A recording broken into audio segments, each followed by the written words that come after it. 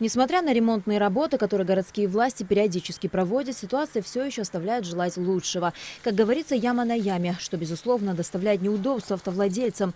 Не говоря уже о пешеходах, которые ввиду отсутствия тротуаров иной раз даже вынуждены ходить по проезжей части. Наверное, нет ни одного жителя или же гостя столицы, который не узнал бы это место. Центральная трасса, где сосредоточена большая остановка общественного транспорта. Дороги здесь, к сожалению, находятся просто в критическом состоянии.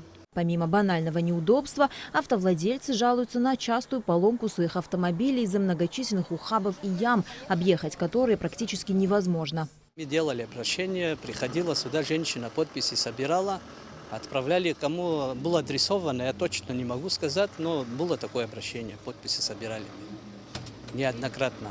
Ну, вы сами видите состояние дорог, никто ничего не делает.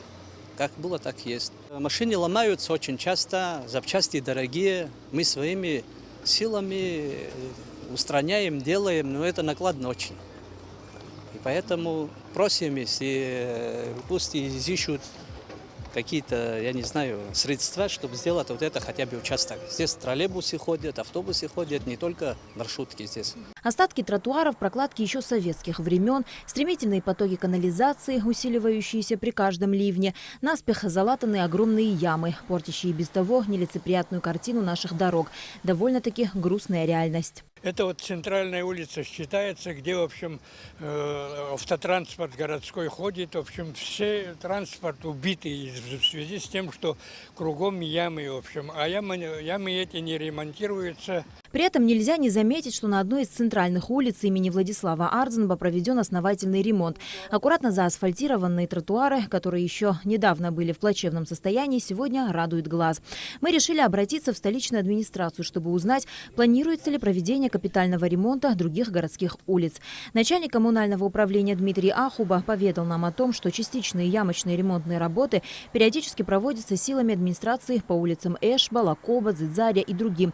При этом он подчеркнул, что это трассы республиканского значения, поэтому их капитальным ремонтом займется госкомпания «Абхазавтодор». По улице Ладария там были проведены работы по утечке водопроводной сети, канализационные вопросы были решены.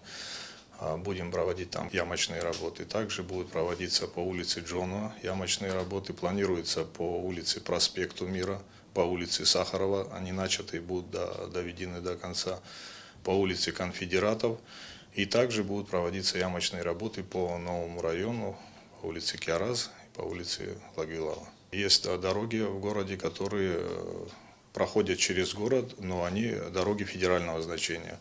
Совместно с Абхазавтодором, сотрудниками Абхазавтодора и службами ДРСУ администрации города Сухум были составлены документы на данные дороги. Это дорога Лакоба, дорога Ардзенба, Эшба, Генерал Адбар, по улице Ладария. Были составлены документы, и в ближайшее время планируется Абхазавтодором с бюджета республиканского выполняться, там будет планироваться выполнение работ. По словам Ахуба, ямочные работы по ряду улиц столицы были отложены в связи с ремонтом водопроводных труб, там, где необходимо было произвести эти работы в первую очередь. В Абхазавтодор нам сообщили, что в инвестиционную программу заложены средства, предназначенные на ремонт столичных улиц, вслед за которым начнутся и работы по укладке тротуаров.